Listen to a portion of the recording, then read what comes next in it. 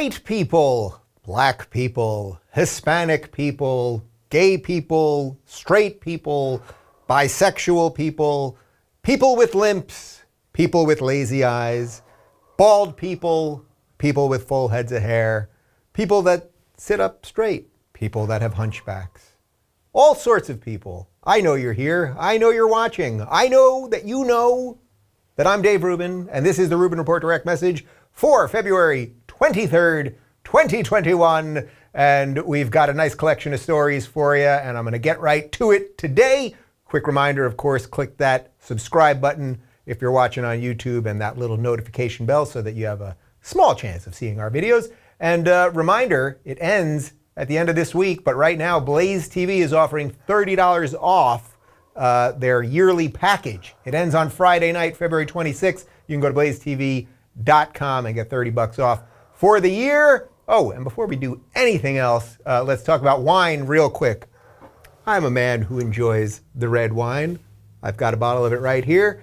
Guys, next time you grill up a couple steaks, pop open a bottle of extreme altitude Malbec wine right here, all right? It comes from these remote vineyards in Argentina, located up at around 9,000 feet. When these vintners aren't making wine, they're herding cattle, so they know meat, they know barbecue, and that's what these Malbecs are for. As soon as you open the bottle, you're going to experience delicious notes of blackberry, leather, smoke, and a little dark cherry. You're also going to get less sugar, less chemicals, and less additives, and 10 times more resveratrol, which is a powerful longevity booster. And I've been busting out the Malbec. You guys know I like my steaks, and it's dark, and it's rich, and it's good. The guys over at freethinkerwine.com just got a special shipment of these wines in. They've got one Malbec from the third highest vineyard in the world at 8,950 feet. Visit freethinkerwine.com, and you'll get 50% off the wine and 50% off shipping. This is just a small batch, and it's going to go fast. Just visit freethinkerwine.com. That's freethinkerwine.com.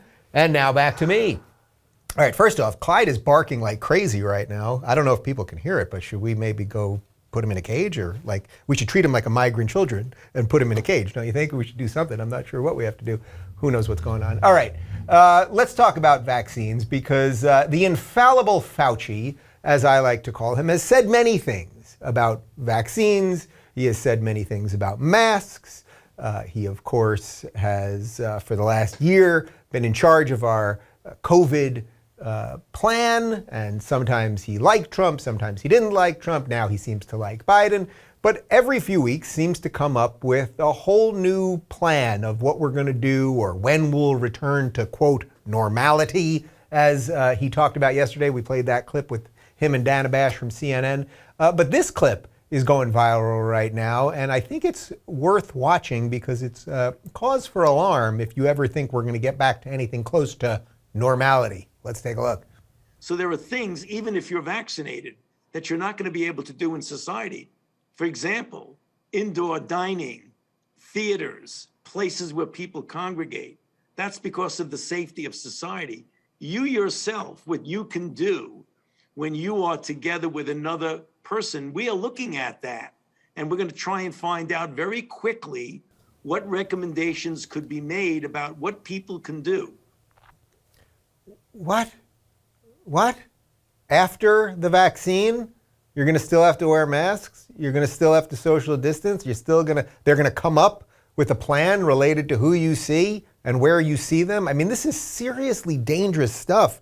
And of course, because of the safety of society.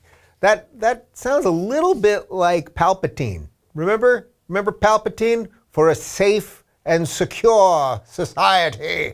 And then that didn't work out for the rebels or anyone else, all right?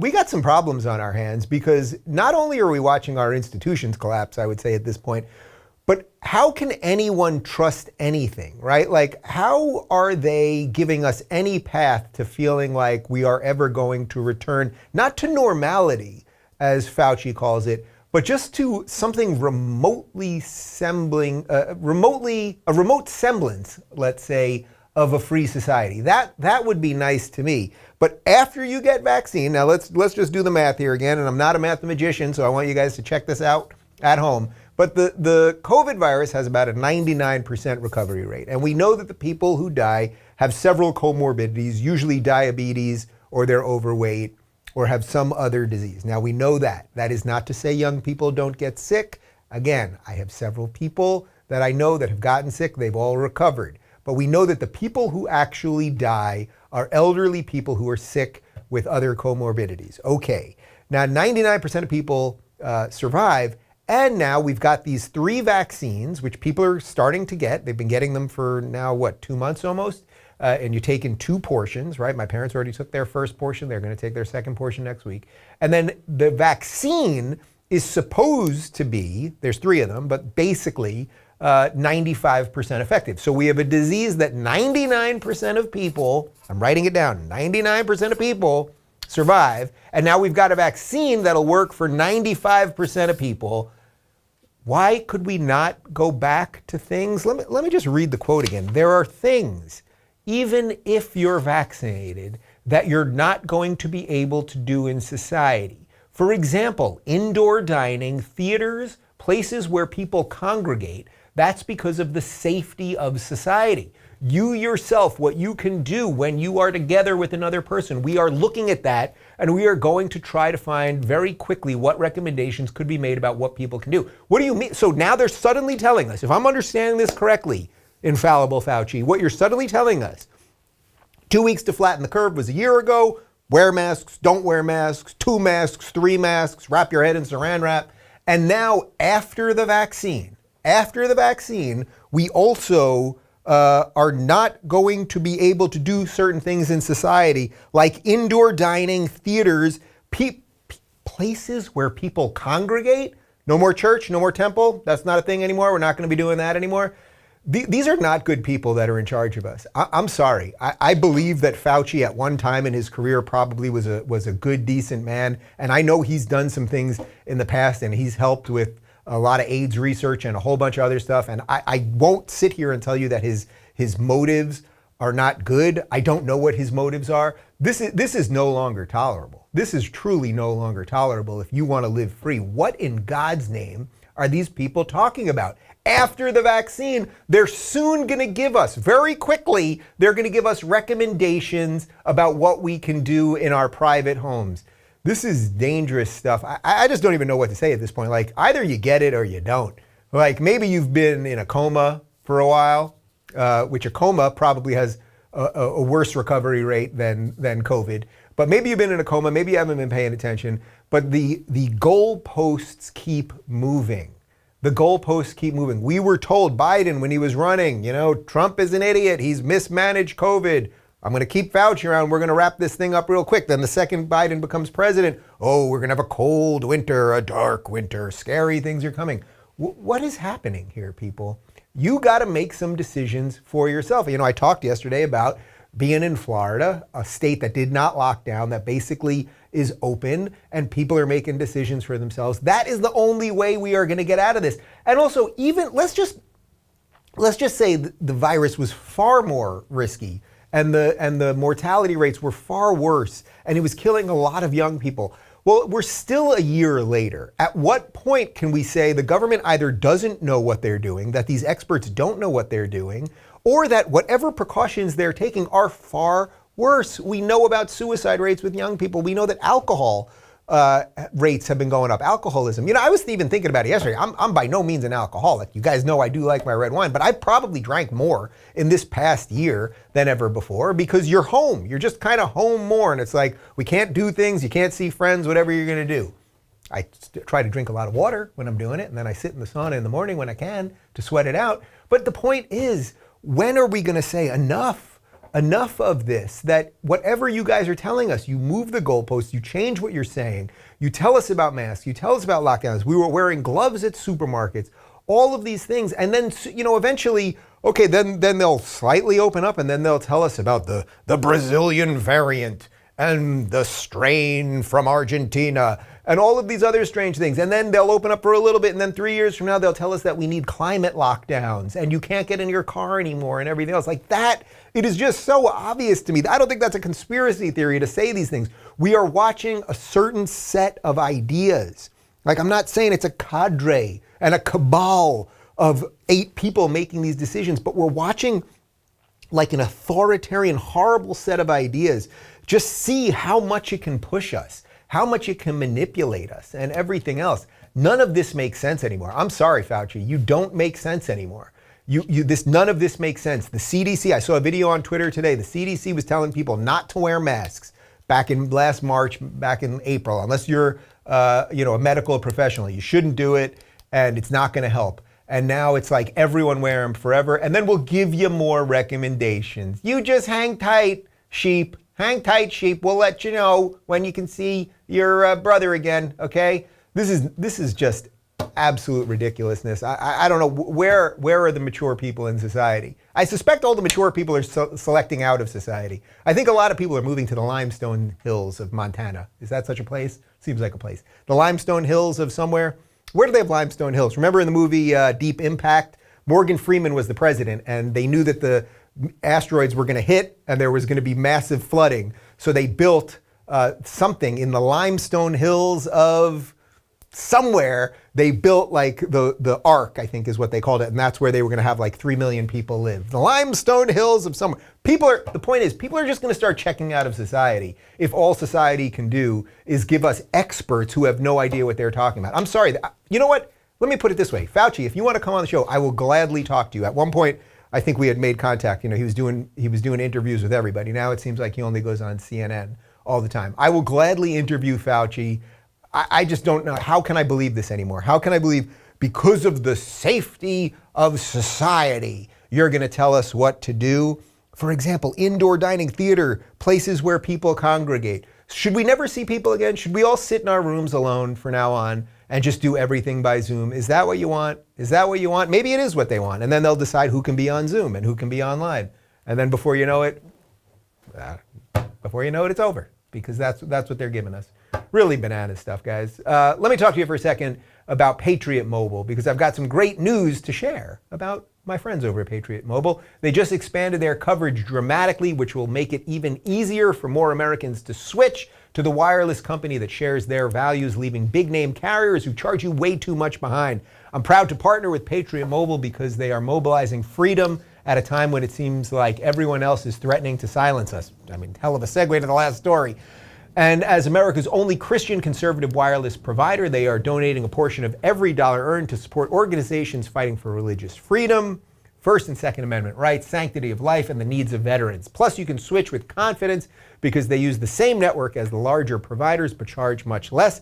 Switching is easy. Keep your phone number, bring your own phone or buy a new one. Build your own bundle with multi-line discounts and save even more. Just go to patriotmobile.com/Rubin or call their US-based customer service at 972-PATRIOT. That's 972-PATRIOT. Veterans and first responders save even more. This month, get a free Premier activation where they set up the phone for you and a special gift with the offer code Rubin. Go to patriotmobile.com/Rubin. That's patriotmobile.com/Rubin or 972-PATRIOT. And now back to me. All right. If you don't think that whatever's going on with Fauci and whatever's going on with these rules is a little crazy, and we're not really getting the truth, and the people that are the experts and supposedly governing over us, if you don't think that they're not doing a great job, well, right now we've got these hearings happening on Capitol Hill, although a lot of it's being done by Skype and Zoom and everything else, for the Attorney General pick of Merrick Garland. So they have to, in effect, Congress has to decide if he is going to be the next Attorney General or not. So they're asking him a lot of questions, and there's been a whole bunch of clips going viral. And I have to say, I have not been impressed with this guy. He's kind of fumbly and mumbly. It's a little unclear what he's saying. He doesn't get to the point. He's just not been great, but I don't care about any of that. And I suspect he's probably a decent person. However, some of his answers have just been unbelievably horrible. This is video from NBC News, and he was asked about attacking federal property. And is that terrorism? Is that domestic terrorism? Well, let's take a look. Let me ask you about assaults on federal property in places other than Washington, D.C., Portland, for instance, Seattle. Do you regard assaults on federal courthouses or other federal property as acts of domestic extremism, domestic terrorism? Well, Senator, my own definition, which is about the same as the statutory definition, is the use of violence or threats of violence in an attempt to disrupt democratic processes. So an attack on a courthouse while in operation, trying to prevent judges from actually deciding cases, that plainly is domestic extremism, domestic terrorism. An attack simply on government property at night or any other kind of circumstances is a clear crime and a serious one and should be punished. I don't know enough about the facts of the example you're talking about, but that's where I draw the line. One is both are criminal, but one is a core attack on our democratic institutions. Did you catch what he just did right there? So that was Josh Hawley asking the questions right there. And in effect, what Merrick Garland said is that if you attack a federal building during the day when people are there, then I guess that's kind of terrorism. But if you attack the building at night when people aren't there, maybe that's just criminal. That's not terrorism. The implication being that you could go to your federal courthouse and as long as you blow it up at night, that you're not a terrorist. That just has to be during the day now. Sorry to the night watchman there or the evening janitor, because they're going to get blown up in a terrorist attack. By the way, don't blow up federal buildings. Political violence is never okay. I'm fully willing to say that, unlike so many people these days that have no problem with BLM and Antifa violence. Federal well, I'll go even further. You're not allowed to attack people violently. You're not allowed to attack buildings and property violently. Can't do that in a civil society. I know that's edgy. I know that's out there, but that's my personal belief. But this odd distinction that he's making, that somehow, depending on the time of day that you attack a federal building and who might be there at that time of day, because that's obviously the next extension really of what he's saying, that will decide whether something's a terrorist attack or not. And so what is this really about? What is this really about? Does Merrick Garland honestly believe that depending on the time of day, if you attack a building, that in one case it's terrorism or one case it's not terrorism? The answer to that is obviously no. I don't think there's any way he actually believes that. What he's trying to do here is an extremely dangerous slippery slope, which is he's trying to excuse Antifa violence. We know that Antifa was attacking the Portland courthouse. We know they've attacked federal buildings in Seattle. We know that they've attacked all sorts of governmental and private property all over the place. By the way, I don't even know that I would make a distinction. If you just burn down a Target or you burn down a Pep Boys, which Antifa has done, I'm not even sure that is that worse or better than burning down a governmental building? I think there's a philosophical debate there. Like, just because you burn down private property, it's not the government, that is somehow better than burning down the federal thing. But putting that philosophical issue behind, this is seriously dangerous, because what he's saying is there's some excuse. There's some delineation between when Antifa does things. He didn't say Antifa specifically, but that's obviously what he's talking about, right? There's some distinction between when they do that kind of stuff and when other people do other things. And this is seriously dangerous. By the way, there was another moment in that hearing, which we were going to play, we decided not to, where he's asked about men, biological men who transition to female, who then play in female sports, and if that's okay. And he basically can't answer that question. Sort of said something like, I haven't thought about it enough, something like that. It's like, again, are these supposed to be the experts who should be in charge of our health in terms of Fauci and in charge of our laws in terms of Merrick Garland being the Attorney General? Man, we in trouble. We're in a lot of trouble, people. But if you don't think we're in trouble, I got even more trouble. This is an alarming show today.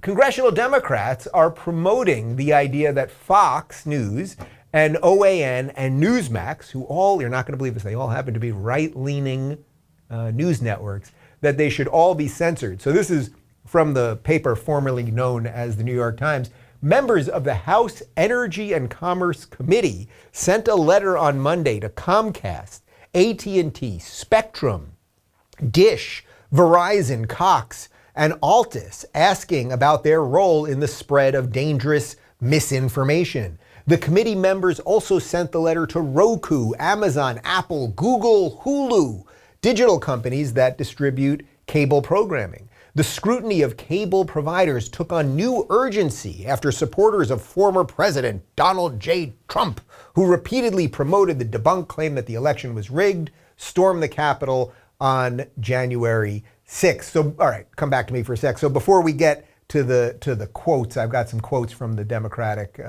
politicians, although I would say they're activists more than politicians at this point. Do you see what's going on here? So now let me just link all these stories together. We've got medical people in charge of us constantly moving the goalposts, and now they're going to get back to us as to when we can get together with people. Okay, that's one thing. We've got a potential incoming attorney general who's in charge of the law, who can't decide, or in effect has decided that depending on what time you blow up the federal building, well, that'll depend on what crime and punishment it is. And now we have a group of Democratic politicians trying to basically take out the opposition, meaning that OAN, it doesn't matter. This is actually completely irrelevant to my feelings about any of these networks. Now, obviously, I go on Fox a lot. They let me go on. They never censor anything I say. I go on live, and that's it. Okay, that's my experience with Fox. And by the way, I never get invited by CNN. I never get invited by MSNBC. I did have a New York Times bestseller. I sold a book, and it was a New York Times bestseller. For some reason, Fox put me on. Why? And it was all about defending liberalism. Why didn't CNN put me on? Why didn't MSNBC put me on?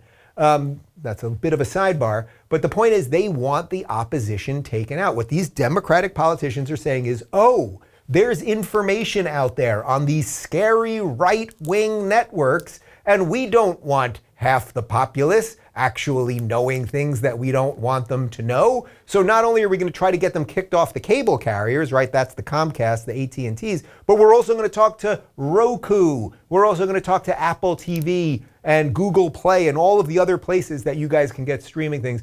And is it really because they don't want people to be confused by misinformation, or do they really mean counter information? What information would be okay that these people would say, hey, that's all right, it's just a different opinion. They've decided that half of us are racists, and why would you allow racists to be on networks, or why would you allow them to have apps or get their information out in any way? So if you think this is just about them coming for Fox News or Newsmax, I think you got another thing coming. We got a quote here from two Democratic representatives, Anna Eshoo and Jerry McInerney. To our knowledge, the cable, satellite, and over-the-top companies that disseminate these media outlets to American viewers have done nothing in response to the misinformation aired by these outlets.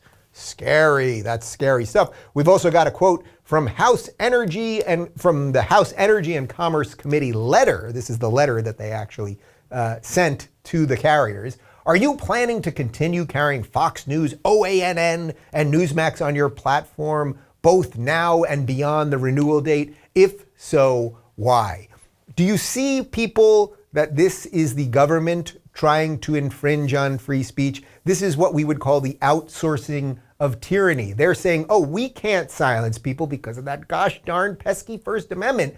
So we're going to try to put pressure on private companies to eliminate the voices that we don't want. This, by the way, is very similar to, you may remember, some of the hearings about big tech. And one of the things that AOC was trying to do was really pressure, really scare Mark Zuckerberg at Facebook and Jack Dorsey at Twitter and some of the other big tech people to basically say, if you don't deal with misinformation, and what she means by misinformation is stuff that I don't like, that we will do something about it. Because she knows, as the government can't step in and stop your speech because of the First Amendment, at least they can't do it yet, that she would try to outsource the tyranny, make sure that, oh, the companies will do it. So it's not just that they want Fox and Newsmax booted, but they also want to then push big tech to get rid of you.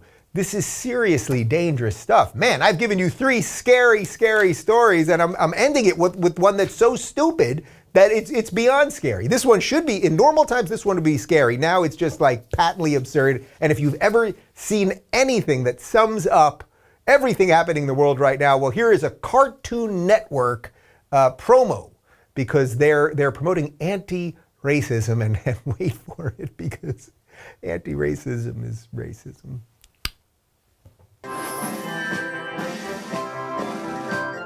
Colorblindness is our game, because everyone's the same. Everybody Doesn't matter if you're white or black or purple.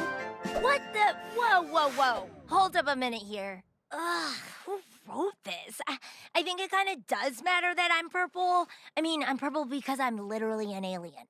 Well, I'm not an alien, but it definitely matters to me that I'm black. Yeah, it makes a difference that I'm white. I know the two of us get treated very differently. I just think it's messed up to compare me being an alien to you two being different races. You're both human. You're totally biologically the same. Adding purple people into a lesson about human racism makes no sense. Yeah, that is pretty weird. I think people like the black, white, or purple thing because adding a fantasy race in there helps distract from the actual racism black people have to deal with. Right. My experience with anti-black racism is really specific. Other people of color experience other forms of racism too, but you won't see any of that if you don't see color. Dude, so this entire public service announcement could be a ploy to avoid talking about racism altogether. Hey, can we get a rewrite where we appreciate each other without erasing what makes each of us different? Okay, but it's gonna add a couple hours to the shoot. I can My make it work. speaker's open. You were rolling just now, weren't you? Can't we just slap some graphics on this and call it a day?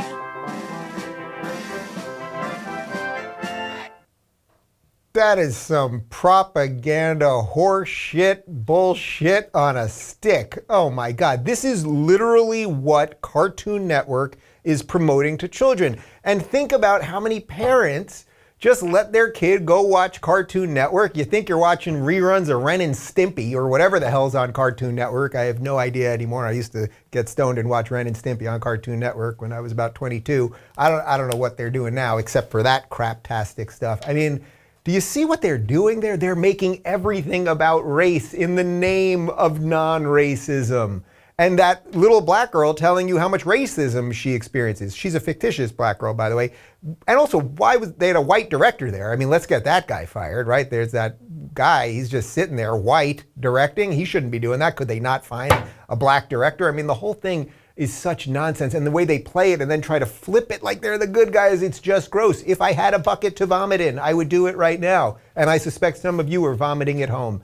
Cartoon Network, I don't like you. So to recap today's show, Fauci, the infallible Fauci, no good. No good. This isn't working anymore and a lot of people are pissed. Not good. But you can't do violence, people. Remember, no violence. Obviously.